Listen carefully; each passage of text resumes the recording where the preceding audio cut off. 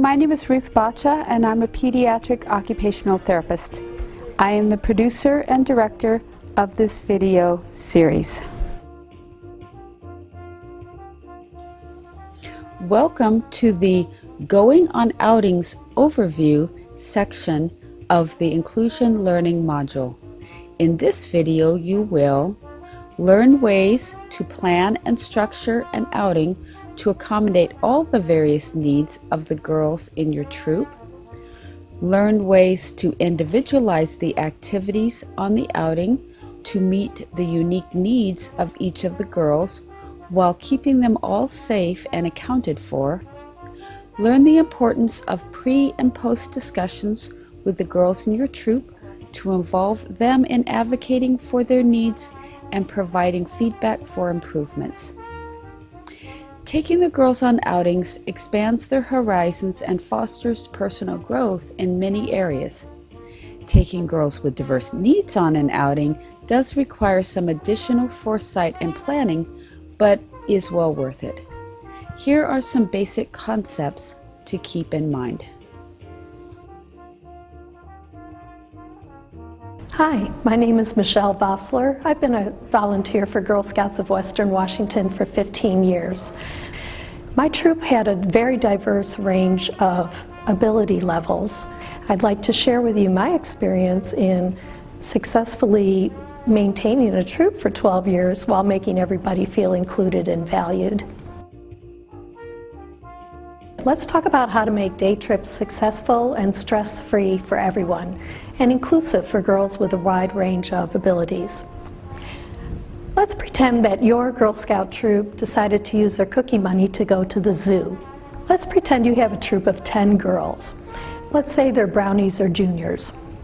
One of your girls has a mobility challenge. Perhaps one of your girls is blind. Let's pretend one of them is deaf. One of them has severe anxiety, and one of them has sensory processing issues. How do we make this a happy and fun experience for everyone? It starts with preparation ahead of time. Use the meeting right before the field trip to do a lot of planning with the girls. For example, start by discussing how everyone can have fun at the zoo. Perhaps ask them what are their favorite animals and what are the ones that they consider kind of yucky or scary, so you start to get an idea. Have the girls brainstorm challenges that the troop might face, given that there's 10 very different girls going on this trip. Are gravel trails going to be a challenge for anyone? How about rocks in the pathway? If someone can't see the animals, will they enjoy listening to the sounds? Will their buddy be able to help them find the little braille plaques that describe the animals? Will the girl that can't hear the animals still enjoy seeing them? Will her partner be able to perhaps sign to her some of the noises that the animals are making? Would everyone enjoy the petting zoo, or would that provide a challenge for any of the girls? And how about those lions and tigers? Might they be too scary for some of the girls?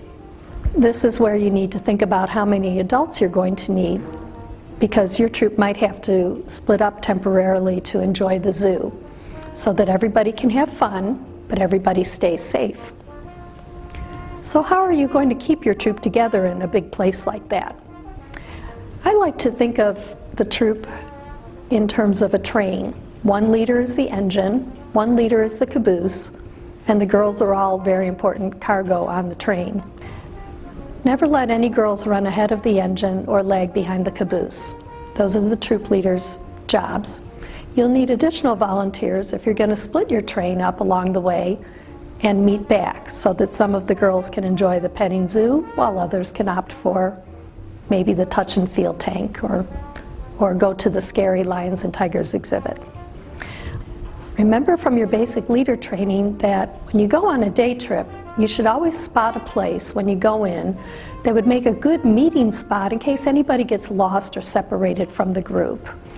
In this case, you will have emphasized to your girls to use the buddy system, so you should not expect to have any single girls waiting at that meeting spot. She should be there with her buddy. But it's very important, especially when you have a troop of girls with a variety of special needs, to have that meeting spot picked out. You may also need an additional spot that I like to call a quiet spot or a resting spot for your girls that have some sensory integration or sensory processing challenges that need a little break from the noise and the crowds. It happens to a lot of us, and you get tired and they need a spot to rest. It's important to keep in mind that if you are splitting up your group intentionally, keep using that train model. You should have enough adults along that if your group decides to go in two different directions to make everybody happy, that you have two trains, each with an engine and a caboose, and if part of the group needs to go to the quiet spot to rest and recharge, that at least one adult goes with them.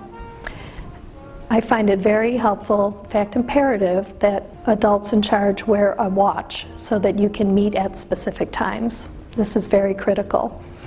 Another useful tool for keeping your group together is to teach your girls how to rapidly count off from 1 to 10. So every girl has an assigned number just for that trip. So they'll pipe up 1, 2, 3, 4, 5 until you get to 10.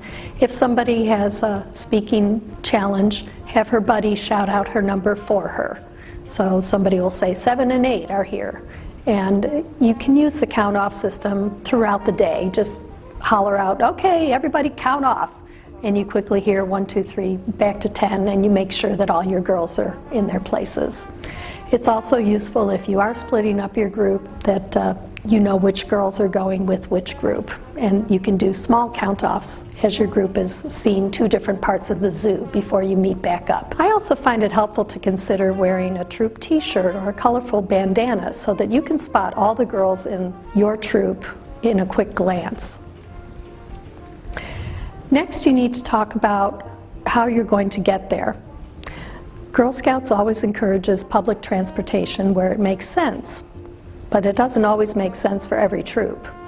It is fun to ride the bus, and that's a useful skill, and in some cases it may be easier for your girl who uses a wheelchair to ride the bus if an appropriate van is not available. Might save your troop some money on parking as well.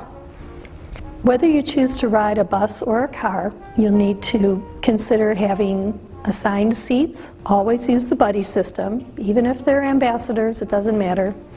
Think about having a quiet bag for each girl with some self-calming items inside.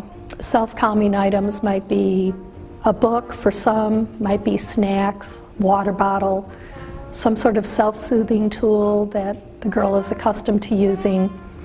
And for purposes of keeping everybody calm, going and coming, you might allow the use of phones with screens just for the duration of the transportation period. And then you might want to lock those up or carry them in your backpack while they're at the zoo so they're not a distraction.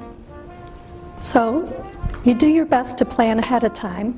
Things might not go as planned, they usually don't, but you and your co-volunteers and the girls will be able to think quickly to overcome any obstacles, and you'll all have a good deal of fun. When you get back from the zoo, I recommend that at the next troop meeting, you go through a process I like to call roses, thorns, and buds, where each girl takes a turn talking about a rose, which is something positive that came out of that trip to the zoo. A thorn would be something that didn't go so well on that trip. And these are good things to take note of so they can be corrected for the next day trip. And finally, when each girl takes a turn talking about a bud represents an idea for the next trip or something they wish they could have done but didn't get to. So using the roses, thorns, and buds is not only a valuable feedback for any troop, but it's very helpful for troops with girls facing different challenges so that workarounds can be anticipated for the next event. Now let's hear from some self-advocates on specific things that they feel are worth consideration when going on day trips.